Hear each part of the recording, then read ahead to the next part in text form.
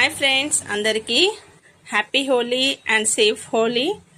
మన లైఫ్లో ఎన్ని రకాలుగా ఉంటాయో అన్ని రకాలుగా కలర్స్తో మనం హ్యాపీగా ఈ హోలీ సెలబ్రేషన్స్ అయితే చేసుకుంటామండి.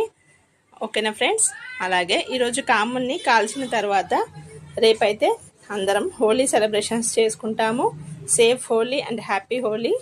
కామున్ని కాల్చిన తర్వాత మార్నింగ్ అయితే ఎర్లీ మార్నింగ్ వెళ్ళి కామన్ బూడిద చల్లారినాక తీసుకొచ్చుకొని ఇంట్లో పెట్టుకోవాలండి. తెలిసే ఉంటుంది, తెలియని వాళ్ళ గురించి చెప్తున్నామండి. అలా పెట్టుకోవడం వల్ల పిల్లలకి భయం అనేది ఉండదండి. ఎలాంటి కీడు రాకుండా మన ఇంట్లో మంచి జరుగుతుందండి.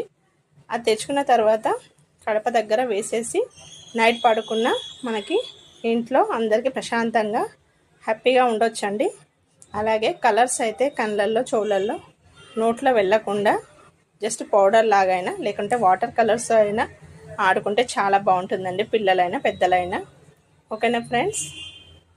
నాకు తెలిసిన ఇన్ఫర్మేషన్ చెప్పానండి. Safe Holi and happy Holi అండి. కలర్స్, వాటర్ కలర్స్ అయినా పిల్లలతో ఆడిపిస్తే హ్యాపీగా ఆడుకుంటారు.